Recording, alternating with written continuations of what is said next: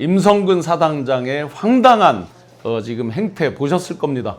특검에서 부른 적도 없고 누가 출석해라 명령한 적도 없는데 본인이 나와서 자기 항변, 특히나 뭐 자기랑 특정 같은 종교라는 이유로 많은 사람들을 피해를 준다, 특검이.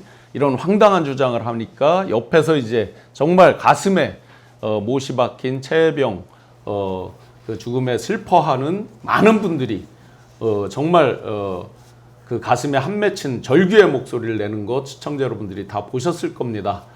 마침 우리 사성장군 주블리 51만 아마 국회의원분들 중에 거의 가장 많은 두 번째로 많다고 합니다. 주블리 TV 김병주 의원님 모셨습니다. 네, 안녕하세요. 지금 의원님 오시는 그 네, 중간에 네. 황당하게 임성근 사단장이 특검에서 부르지도 않았는데 와서 본인이 지금 특검 사무실 앞에 와서 기자회견을 자초해서 황당한 성명 발표를 했습니다. 네. 이런 걸 어떻게 해석을 해야 됩니까?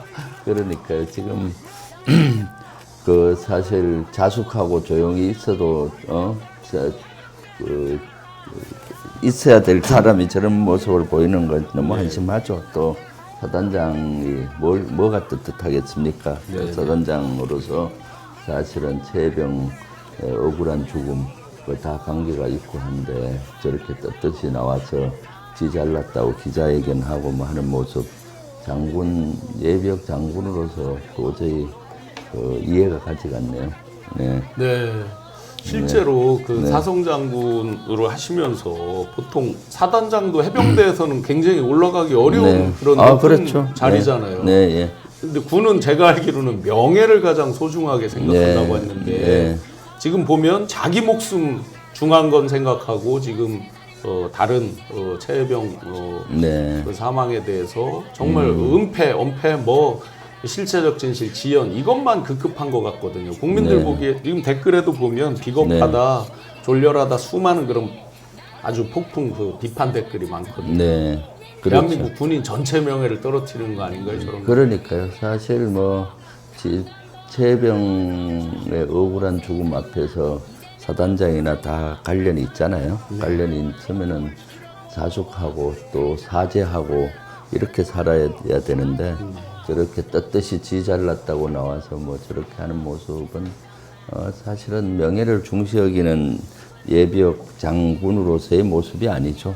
사실은 저런 것들이 군의 명예를 실추시키고 또 최혜병 유가족들을 두 번 또 아프게 하고 또 우리 국민들에게 더 좌절을 주는 그런 모습이죠. 우리 김병주 의원님께서 최고위원으로서 또 국회 내에서 각종 이제 진상조사위원회 특위 이런 데서도 워낙 맹활약을 하셨는데 요번에 캐나다 특사로 다녀오셨죠. 그래서 많은 분들이요 사성장군 출신의 김병주 의원님이 가시니까 혹시 캐나다의 방산 관련해서 굉장한 뭐가 있는 거 아니냐 기대를 했는데 이번 특사 방문 내용 좀 한번 설명 부탁드리겠습니다. 이번에 사실 특사 단장으로 제가 갔다 왔고 김주영 의원하고 같이 갔다 왔습니다. 가서 많은 성과가 있었어요. 캐나다는 우리하고 사실은 우호관계가 좋은 나라이기도 한데 지금 캐나다는 방산 분야 새로운 군을 건설하기 위해서 몸부림을 치고 있는 나라거든요. 80년 만에 처음으로 엄청난 국방 예산을 투입을 해서 군을 현대화하려고 하고 있는 국가이기 때문에 우리의 뭐 잠수함이라든가 K9, 천무 이런 미사일 시스템 이런 것들을 방산 수출을 하려고 지금 노력 중에 있는데 사실 그런 것들을 성사시키기 위해서 대통령 특사 자격으로 가서 했고요. 사실 특사로 간 이유는 우리가 12.3 내란을 겪고 난 다음에 정상적으로 민주정부가 탄생이 됐잖아요. 그래서 비정상이 정상화됐다는 것을 우리 우방에게 알리는 것이 가장 큰 목적이었고 두 번째는 이재명 대통령의 메시지. 지난번에 대통령 되시고 처음 해외 순방한 데가 캐나다예요. 그때 G7 정상회담에 참가했었잖아요. 그때 이제 캐나다 총리가 초청을 해줬는데 거기에 감사하고 또 앞으로 우호 관계를 더욱 가자는 그러한 메시지가 있었고요. 그 추가해서 이제 앞으로 캐나다의 군 현대화하는데 우리 대한민국이 동참을 해서 할 수 있는 기회를 갖겠다. 그리고 도와주겠다라는 이런 메시지 등 또 다양한 그런 걸 했는데요. 실제 캐나다에선 반응이 좋았습니다. 왜냐하면 우리가 없는 것을 그 캐나다는 가지고 있고 캐나다가 없는 걸 우리가 가지고 있는 분야가 있어요. 우리가 없는 지하 자원들, 그렇죠. 캐나다는 강물이라든가 가스라든가 천연가스, 예, 이런 것들이 많이 있고요. 또 캐나다가 갖지 못한 우리의 군의 첨단화된 무기 체계 또는 산업 이런 것들이 있기 때문에 서로 윈윈할 수 있는 그런 전략을 구사할 수 있는 나라거든요. 캐나다는 사실은 땅 덩어리로 보면은 세계에서 두 번째로 큰 나라예요. 러시아가 제일 크고 캐나다가 두 번째인데 인구는 한 3,700만인데 군은 7만밖에 안 돼요. 그동안은 미국의 도움으로 안보 우산을 써 왔는데 그래서 지금 저 의원님 일반인의 관점에서 정말 몰라서 여쭤보는 건데 일반적인 생각에 물론 뭐 자국 영토를 다 방어하는 그런 무기는 있어야 되지만 우리 생각에 일반적으로 캐나다는 뭐 미국하고 싸울 일은 없을 것 같고 뭐를 방어하기 위해서 첨단 무기를 많이 사지? 이런 궁금증이거든요. 그렇죠. 캐나다는 지금 러시아라든가 러시아의 위협을 엄청 느끼고 있더라고요. 왜냐하면은 지금 미국에 의존을 해왔는데 얼마 전에 트럼프가 캐나다를 미국의 51번째 주로 만들겠다 돼야 된다 하니까 캐나다는 이거 완전히 기겁을 한 겁니다. 야 이렇게 하다는 큰일 났다. 그래서 미국에 대한 반감이 많았고요. 그래서 우리 스스로 힘을 키워야 되겠다는 논리가 하나 있었고 또 하나는 지금 이상기후로 인해서 북극 지역에 북극 항로가 개설이 시작이 되고 있잖아요. 그리고 북극이 녹고 있고 그러다 보니까 북극 항로가 개설되고 북극이 이제 녹기 시작하면서 러시아의 위협이 커진 겁니다. 그럼 그 북극 지역을 지켜내야 되는데 북극 지역을 지켜내기 위해서는 바다를 지키는 거잖아요. 그러면 결국은 잠수함이 필요하고 바다도 엄청나게 크잖아요. 그러니까 한 3, 4주 장기간 이렇게 물에 들어가서 운항할 수 있는 그러한 잠수함이 필요한데 그런 잠수함을 가진 나라는 세계에 별로 없어요. 그러니까 우리가 경쟁력이 있는 것이고 하나오션 이런 데가 하나오션이나 이런 데가 그러한 잠수함을 가지고 있죠. 우리로 얘기하면 장보고급 잠수함 이런 잠수함을 거기에는 필요해요. 우리 사실 잠수함은 세계적인 잠수함이거든요. 그 안에 탄도미사일도 장착이 돼 있고 자동화되니까 사실 운용 인원들도 한 40명 내외면 운용이 가능해요. 캐나다도 지금 병력을 충원하기가 되게 어려워요. 그 모병제다 보니까 한 7만 정도 규모인데 그러니까 병력이 적으면서도 운용할 수 있는 이런 잠수함이 필요한데 지금 독일이나 뭐 프랑스 이런 나라와 경쟁을 할 것 같은데 프랑스나 독일 이런 데는 아직 잠수함을 만들지도 않았어요. 우리는 이미 실전 배치됐고 그래서 우리가 사실은 되게 매력적이죠. 캐나다에 변해서 무기도 우수하고 그런데도 불구하고 정치적으로는 캐나다가 나토 국가로 유럽과 거의 한 몸이잖아요. 그러니까 정치적으로 독일이나 프랑스와 가깝다 보니까 그걸 어떻게 해소하느냐. 그래서 대통령 특사 자격으로 가서 계속 얘기를 해야 되는 거고요. 그리고 또 북극을 지키기 위해서는 장거리 미사일, 천무 같은 미사일을 한 120km까지 날아가고 정밀하게 타격할 수 있는 미사일 체계거든요. 다른 장 미사일인데 그러한 무기 체계나 K9이나 이런 데 관심이 많더라고요. 그래서 그런 걸 하고 우리는 그 정비 공장까지 만들어 줄 용의가 있다. 패키지로 교육도 하고 뭐 이런 것들을 많이 제안을 해 놓은 상태고 또 거기에 지금 지난번에 G7 회의 때 그 캐나다 정상과 우리 그 이재명 대통령께서도 그러한 얘기를 나눈 적이 있어요. 그래서 가서 보다 제가 구체적으로 설명을 했고 또 9월 초에 캐나다 국방장관이 한국에 옵니다. 서울 안보대하에 그때 왔을 때 실제 우리 하나오션이라든가 또는 하나 이런 무기 만드는 회사 조선소를 가보라. 가보면은 실질적으로 그런 것이 될 것이다라고 알려줬고요. 그리고 또 우리가 에이펙 있지 않습니까? 네네. 경주에 그때 아마 카니 캐나다 총리가 옵니다. 예, 예. 그때 또 이재명 대통령하고 그러한 얘기를 나눌 수가 있기 때문에 이번에 아주 네. 중간 다리로서 가서 분위기를 조성하는 아주 네. 중요한 역할을 네. 했습니다. 이거 시청자 여러분들도 김병주 의원님의 캐나다 특사 단장 활동을 통해서 저도 사실상 처음 알았거든요. 캐나다에 이렇게 우리가 방산 수출 네. 이런 부분까지 중요하다는 걸 주로 이제 뭐 북극해에 있는 천연가스를 도입하고 뭐 이런 것들만 많이 이제 경제적인 네. 것만 네. 경제 교류 쪽만 보다가 네. 방산에도 이렇게 중요하다는 걸 처음 알았는데요. 네. 또 그러면 이제 중요한 게 결국 이제 미국과의 관세 협상, 네. 관세 협정에서 그렇죠. 가장 중요하게 지금 두 가지가 올라오더라고요. 네, 네. 무기에 대한 어떤 그런 무기 구매 관세 협상 목록에 들어가 있고 네. 방위비 증액에 대한 게 들어가 있고 네. 이 부분에 대해서 정말 현명한 지혜가 요구되는 것 같아요. 특히 이제 방위비 분담, 그렇죠. 증액 이 문제가 아주 첨예한데 네. 이런 부분 한번 전체적으로 설명 주시면 좋겠습니다. 지금 미국은 뭐 두 가지로 압박을 하는 것 같아요. 하나는 관세 통상으로 압박을 우리에게 하고 있고 하나는 안보적인 측면에서 압박을 하고 있거든요. 네. 이것이 우리의 큰 도전 가지고 이번 주에 풀어야 될 과제라고 보는데 대통령실이나 외교부 뭐 각그 정부 기관에서 지금 이걸 국익 차원에서 풀기 위해서 엄청 노력을 하고 있잖아요.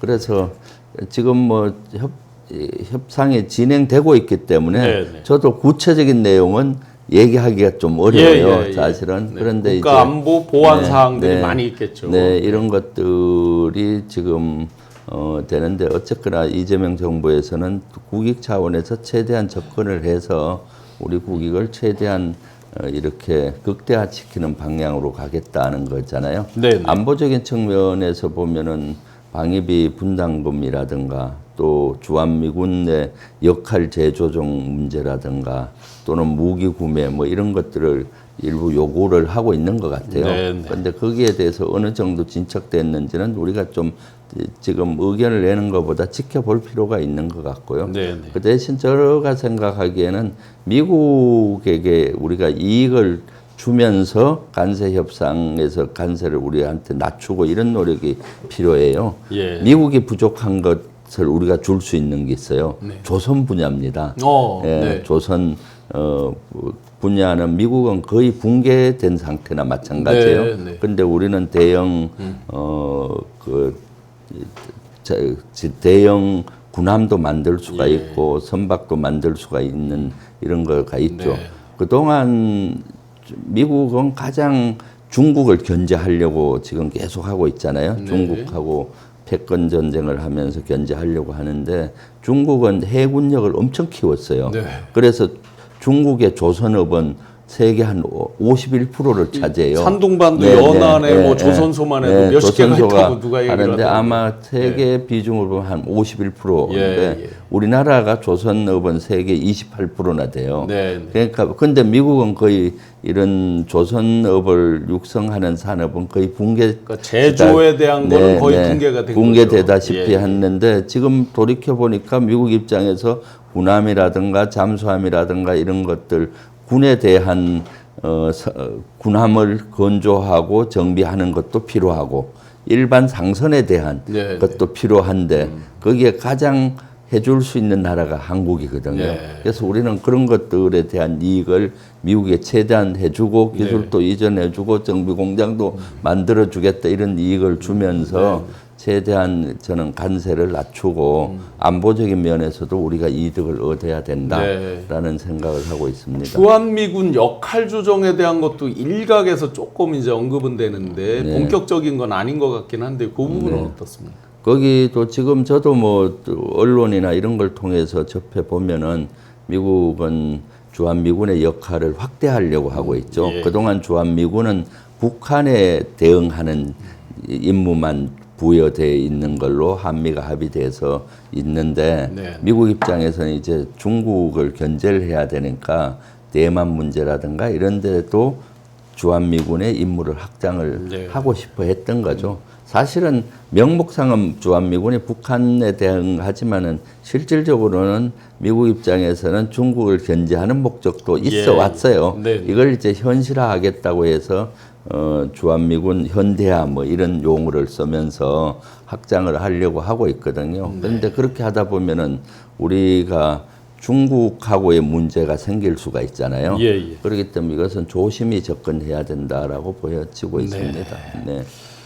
김말룡님께서 김병주 의원님 계시니 든든합니다. 대성국님께서 수해봉사로 살 좀 빠졌나요? 하고 살 좀 빠져 보입니다라고 많이 살 좀 빠졌습니다. 네, 특사도 다녀오시고 수해 현장 봉사도 하시고. 근데 시청자 여러분, 우리 저 김병주 의원님께서 어떤 군인으로서 사성 장군이시기도 하지만 역임하셨지만 또 정말 빼어난 지략가로서 국회에서 활동하시는 거 많이 보셨을 겁니다. 그 지략을 다 모아서 민주주의 손자병법 교보문고에 보니까 베스트셀러에 올라 있는데 어떤 내용이신가요 이게? 민주주의 혹시 자료화면 있으면 한번 띄워주시죠. 베스트셀러에 민주주의와 손자병법 이렇게 겹쳐서 한글과 한자가 같이 있네요. 저것은 12.3 내란을 겪은 과정을 극복하는 이야기입니다. 사실 12.3 내란을 겪으면서 이재명 그 당시 대표하고 제가 최고위원으로서 매일매일 머리를 맞대고 극복하는 과정을 토의하고 극복해 왔잖아요.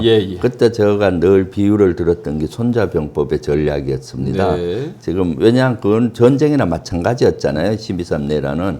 그래서 옛날 병서에는 이런 원리가 있다. 이걸 현대적으로 해석하면 이렇고, 그래서 이런 전략을 한번 써봅시다라고 제가 건의드리면은 이재명 대통령께서도 대표 시절에 그 일리가 있다. 해서 그런 전략들을 받아서 전략을 구사하고 했었거든요. 그래서 고비고비마다 손자병법의 지혜가 녹아 들어가는 전략을 우리 민주당이 써왔습니다.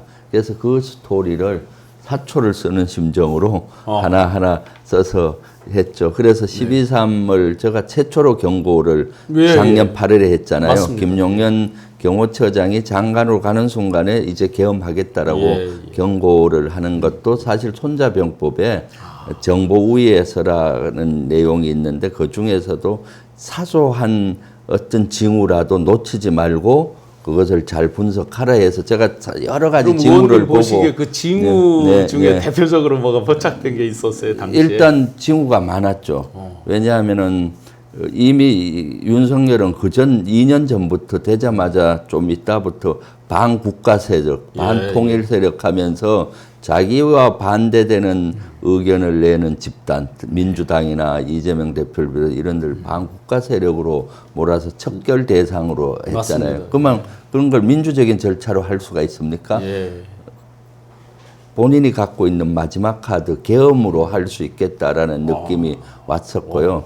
그러면서 군 인사를 쭉 지켜봤을 때 충암파들을 중요 요직에 였는 거죠. 여인영을 방첩사령관으로 임명을 하고 이상민이가 또 행안부 장관하고 나중에 이제는 보니까 김용현을 국방부 장관으로 임명하는 순간에 구조가 완성이 됐더라고요. 왜냐하면 계엄을 건의할 수 있는 장관이 2명인데 행안부 장관과 국방부 장관 모두 충암파였고 그다음에 계엄이 결정이 되면은 키맨 3명이 있어요. 계엄을 실행하는데 국방부 장관, 계엄사령관, 방첩사령관. 그 2명 방첩사령관과 국방부 장관이 충암파잖아요. 그럼 이걸 브레이크를 걸 사람이 없어요. 브레이크를. 그래서 구조가 완성이 됐다. 그리고 또 경호처장 시절에 보면은 여인영 방첩사령관이나 수방사령관, 특전사령관을 공간에 불러서 회동을 가끔씩 하고 이런 징후 하나하나들이 엮어지니까 계엄하겠다라는 생각을 해서 그때 제가 8월 초에 그 계엄하겠다고 경고를 시작을 했었고 그랬더니 엄청나게 저쪽에서 공격을 했었죠. 그렇죠. 지금이 어느 시대인데 계엄이냐. 그리고 민주당이 가반 의석을 차지하고 있는데 그럼 가반이 동의하면은 계엄을 해제하는데 너들 해제하면 되지 않느냐. 근데 그것이 예방주사가 되고 학습 효과가 됐어요.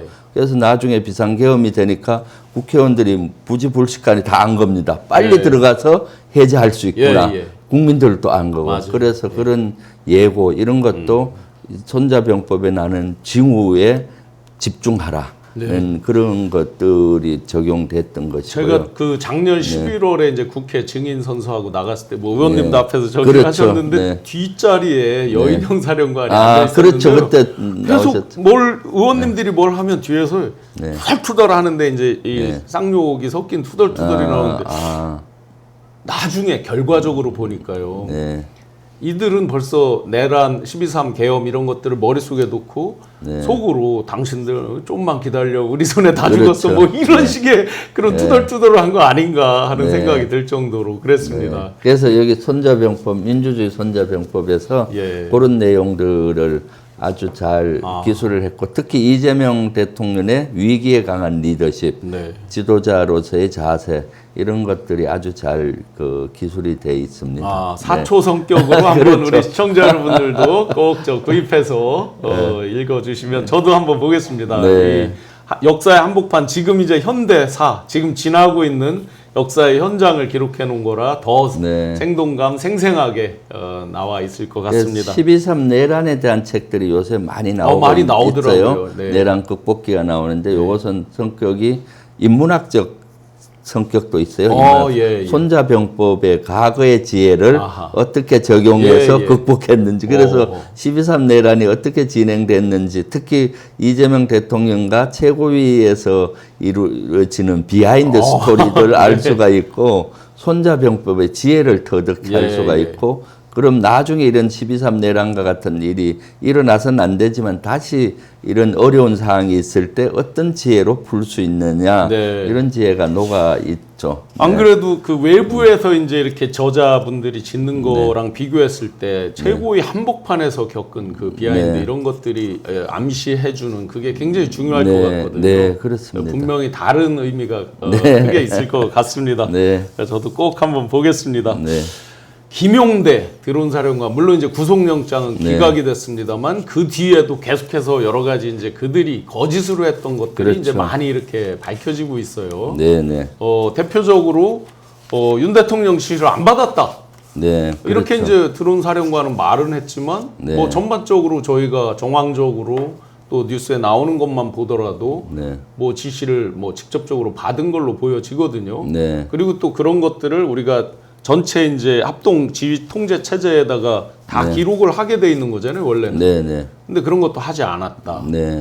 그런데 법원에서는 영장을 기각했다 해서 지금 많은 국민들이 사실은 그에 대해서 이해도 못하고 또 분노도 하고 있는 이런 현실입니다. 그렇죠. 내란 특검에서 언론을 보니까 드론사가 지난 7월에 평양 무인기 작전 계획을 부의 대통령한테 보고하기 위해서 문건을 작성한 것을 확보했다라는 뉴스가 있더라고요. 그러니까 7월 달에 이제 대통령한테 보고하려고 특별히 그 글자체도 다르게 하고 정성을 기울였다라는 이 문건으로 보여지는데 7월이면은 제가 퍼즐을 맞춰 보니까 무인기를 개조하고 시험 비행할 때요.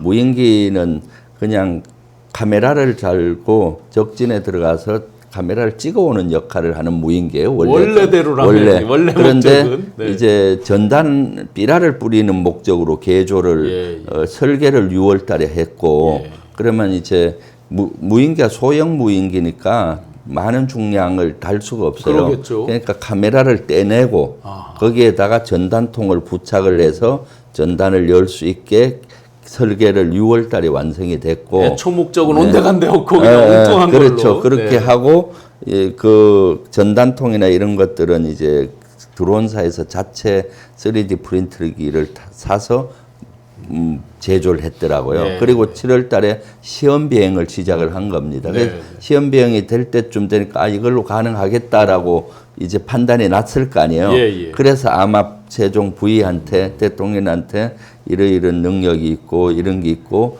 평양까지 갈 수 있고 그래서 이렇게 계획을 했다라고 작전 계획을 만든 걸로 저는 추정을 하고 있어요. 그러니까 이것은 이제 특검에서 더 밝혀지겠죠. 그리고 평양에 가서 전단을 최소 7번 이상 평양 하고 북한 심장부에 가서 했지 않습니까? 뭐 실제 이제 네, 보도에 네, 나온 거 네. 보면 아주 그 15호? 15호 무슨 15호 관저. 네. 네. 심장부에 가서도 하고 그러더라고요. 그렇죠. 그 정도 할 정도면은 실제 대통령의 결심 없이는 할 수가 없어요. 그때 제가 공개를 했던 것이 최소 확인됐던 것이 백령도 부대에서 11월 3일 날 부대가 보내서 부대가 복귀했는데 그때 15호 관저 평양 김정은이의 숙소로 알려진 관저 주변에 전단을 한 500장에서 600장을 뿌렸거든요. 그리고 10월 9일 날 이제 4대가 갔는데 3대는 복귀했고 1대는 평양에 떨어진 겁니다. 이제 나중에 저기 된 거. 그리고 11월 13일 날은 남포 일대에 이렇게 했었고 이런 것들을 결심하고 할 수 있는 사람은 대통령 한 사람이에요. 그럴 것 국방부 같아요. 장관도 함부로 못해요. 저 오랜 군생활 경험으로 보면. 왜냐? 바로 북한이 도발할 거 아닙니까? 대응 도발을. 자기 그 15 관저와 사는 그러니까. 응징을 한다라고 네. 결심하면 우리 온 국민이 지금 목숨을 담보로 하고 있는 그렇죠. 거잖아요. 간저 지역에 김정은이 있는 간저 지역에 그걸 뿌리면 북한에서 최고 존엄을 공격한 거고 그것도 김정은 일가족을 비난하는 전단인데 군부에서 가만히 있으면 숙청당하죠. 그럼 그렇죠. 예전 같으면 당연히 군부가 발벗고 나서서 대응 도발을 하는 겁니다. 원수 갖겠다고. 그런데 그렇게 되면은 최소한 국지전이 일어나는 거죠. 그리고 거기 더 확전되다 보면은 전쟁이 일어날 수도 있는 거고. 그런 위험천만한 일을 지시할 수 있는 사람이 누구예요? 국방부 장관도 못합니다. 그건 당연히 대통령께 보고하고 지시받고 하는 건데 아마 지금 점점 내란 특검에서 그 7월 달에 보고서를 확보했다고 하니까 대통령께 보고하는 그런 것들을 더 점검하면은 윤석열 내란 수계가 지시한 것 맞다라고 이렇게 나올 거라고 저는 확신합니다. 네, 아까 이제 임성근 사단장도 뻔뻔하게 본인 입장만 이렇게 밝히고 마치 억울하다는 듯이 했는데 김용대 사령관 우리가 온 국민이 똑똑히 기억하고 있습니다. 들어가기 전에 자기가 어떤 말을 했는데 나와서 제가 그런 말을 했나요? 라고 말을 뒤집을 정도로 거짓말을 했습니다. 그래서 이 영장이 기각됐다고 그래서 뭐 무죄처럼 마치 뭐 죄가 뭐 많이 감해지거나 사해진 것처럼 생각하는 건 절대로 안 되고 매일매일 터져나오는 소식들을 보면 분명히 이들이 은폐하고 진실을 감추고 했던 것들 그리고 그 당시에 뭐 불이 났다 뭐 이런 것들이 다 이제 많은 어떤 은폐하려는 노력들이 있었던 걸로 추정이 되잖아요. 그렇죠. 증거인멸이 계속되고 있죠. 12월 3일 날 내란이 일어난 다음에 한 8일 날 불이 컨테이너에서 연천에 있는 그 드론 부대에서 컨테이너에 불이 났는데 그것이 이제 은폐한 증거일 확률이 있고요. 왜냐하면 거기 컨테이너 안에는 무인기의 여러 가지 부수 기제들 뭐 이런 것들이 있었다고 하는데 제가 봤을 때는 삐라통 이런 것들이 있었을 확률이 많아요. 거기가 이제 3D 프린트로 삐라통 전단통을 만들어서 개조했던 지역이에요. 그런 부수 기제나 그러한 것들을 불을 태워서 은폐한 것이 아니냐. 12.3 내란이 일어나서 일주일도 채 안 돼서 그리고 나중에는 전단통을 전부 뜯어서 전단통을 이걸 또 파쇄를 해서 버렸어요. 그러니까 증거인멸을 하는 그런 것들이 한두 개가 아니거든요. 그렇기 때문에 드론 사령관은 사실은 구속을 당연히 해서 했어야 되는데 그것이 좀 아쉽죠. 재판부가 그냥 저희 일반 국민들이 느낄 때는 이게 검찰에서 지지부진 또 실체적 진실을 적기에 하지 않고 했던 것들을 그래서 특검이 온 것인데 이걸 그냥 평상시의 걸로 일반 범죄처럼 너무 좀 가볍게 생각하는 거 아닌가 하는 그런 우려를 합니다. 그렇습니다. 이것은 내란의 핵심 키맨인데 이렇게 하는 것은 법원이 조금 더 너무 안일하게 이걸 보는 것이 아니냐라고 보여져요. 그런 이제 이재명 정부 새롭게 들어와서 이제 여러 가지 남북 화해 모드가 있잖아요. 확성기를 뭐 중단하고 또 단파 라디오 가는 뭐 주파수 방해 전파 교란 이런 것들을 이제 서로 하지 않고 등등등으로 많은 화해 모드가 있는데 김여정 네. 김정은의 동생 김여정이 노동당 이제 부부장이 서울에서 어떤 제안을 해도 마주 앉을 일이 없다. 네. 일단 뭐 좀 강한 입장을 표하고 있는데 네. 이거는 뭐 국방 또 외교안보 차원에서 어떻게 해석을 해야 됩니까? 이재명 정부 들어와서 55일 만에 이제 북한에서 반응을 김여정이가 한 거죠. 네. 저는 뭐 좀 긍정적으로 봅니다. 아, 메시지는 뭐 우리는 뭐 그 어떤 협상도 안 한다 뭐 등등 여러 가지 얘기를 했었잖아요. 네. 한국과 마주 앉을 일이 없다 이렇게 했는데 네. 사실은 이 의미는 이재명 정부 들어와서 하고 있는 그 여러 가지 외교 활동이나 대북 확성기 중지라든가 이런 것을 면밀히 보고 있는 것 같아요. 실제 네. 그 윤석열 정부에서는 적대시 정책을 쓰면서 강대강으로 치달렸잖아요. 예. 그래서 이재명 정부가 어떻게 하고 있는지를 유심히 관측을 하는 것 같고 아직 이제 그동안 써왔던 적대시 정책과 강대강으로 신뢰가 많이 깨졌잖아요. 네. 그렇기 때문에 회복하는 데는 좀 오랜 시간이 걸릴 거라고 봅니다. 그리고 국제적인 여론이 또 바뀌어야 되는 네. 거고요. 그렇지만은 그럼에도 불구하고 북한에서는 이재명 정부의 그 대북 정책을 면밀히 보고 있다.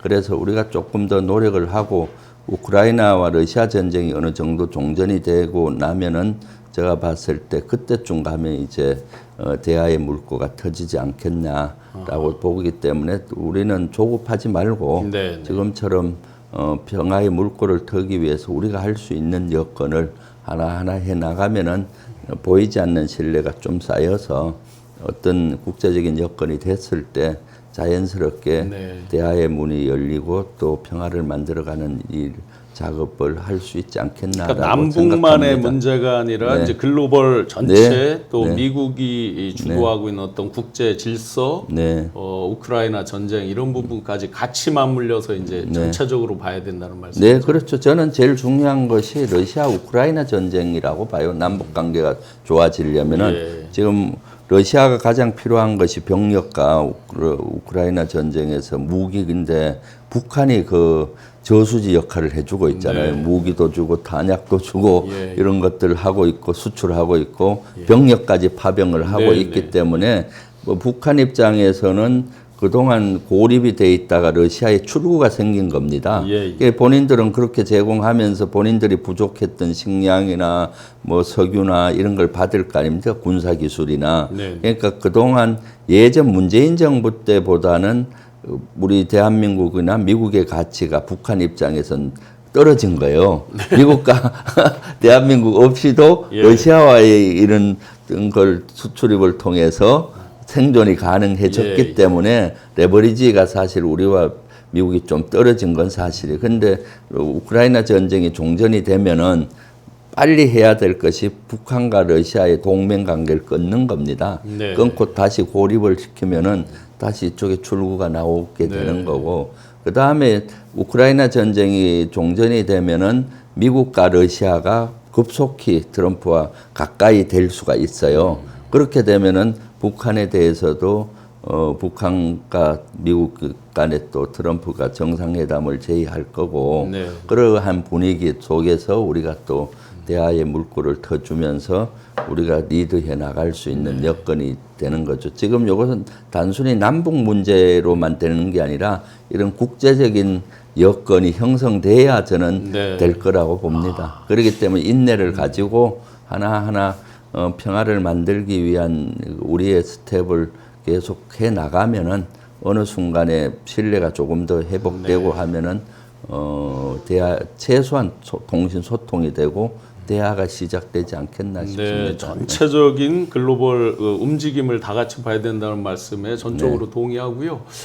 오죽하면 사람들이 우픈 농담인데요. 네. 북한이 우크라이나 그 파병 안 했으면 어떻게 할 뻔했냐라는 그렇죠. 정말 우픈 농담이죠. 하도 네. 윤에서 드론 막 보냈는데 네. 그게 힘이 분산이 돼서 반격을 안 했다 이런 이제 농담을 하는 그렇죠. 거 하도 어이가 없으니까. 그 평양에 무인기를 보내서 북한 심장부에 북한의 최고 존엄 김정은을 욕하는 전단을 뿌렸는데도 수사적인 위협만 했지 실제 군사 도발은 하지 않은 것은 북한은 아마 두 가지였을 거예요. 두 개 전선을 유지할 수가 없죠. 네. 우크라이나 파병을 10,000명 이상 보내야 되고 그쪽에 네. 정신이 팔려 있는데 두 개 전선을 유지하기 어려웠을 거고, 두 번째는 북한에서도 우리 그 대한민국의 의도, 특히 윤석열 정권의 좀 의도, 알았죠. 예, 북에서도. 분석을 정확히 했을 예, 예. 거예요. 저희가 뉴스에서 네. 그 고성 위에 휴전선 네. 일대를 뭐 도로를 끊고 무슨 방벽을 그러니까. 시멘트 네. 방벽을 싼다라는 네. 뉴스를 봤을 때 네.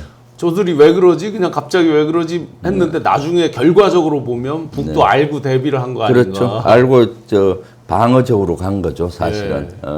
더 이상 말려들면 안 되겠다. 그러니까 어떤 짓이든지 네. 윤석열 정권이 할지 모른다라는 네. 걸 북도 생각을 한 거 네, 아닌가? 그래서 그런 정보 판단 능력도 북한이 대단히 우리 대한민국에 대한 정보를 많이 수집을 해서 정확히 분석을 하고 있구나라고 전 개인적으로 네. 생각하고 있거든요. 네. 북한도 생존이 달린 문제니까 그렇죠. 모든 신경을 거기에 쓰는 걸 당연하죠. 네.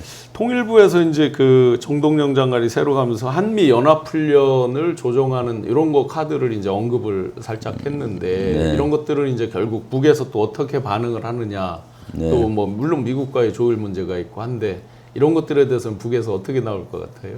글쎄요, 그것도 북한에게는 뭐 긍정 메시지는 될 거라고 봅니다. 네. 통일부 장관은 어떻게든 평화의 물꼬를 터고 평화를 만들어야 되니까 통일부 장관으로서 저는 그런 제의는 할 수 있다고 보여지고요. 네. 그리고 북한에게는 긍정 메시지로 받아들여질 겁니다. 왜냐하면 통일부 장관이 그런 메시지를 네. 냈는데, 그렇지만 사실은 현실적인 문제에 들어가면은 한미 훈련을 뭐 올해 이렇게 연기한다든가 이런 거는 거의 어렵고요. 네. 이미 한미 훈련은 시작이 됐고 사실 8월 달에 주 훈련이지만 그 전에 사전 예행 연습부터 많이 해요. 네. 그렇기 때문에 이런 훈련은 아마 그대로 진행이 될 것이고, 또 저는 뭐 군 출신으로서 사실 훈련을 연기하고 뭐 훈련을 정치적인 협상의 수단으로 쓰는 것은 전 개인적으로 네. 별로 바람직하지 않다고 봐요. 네, 네. 왜냐하면 한국과 미국 간에는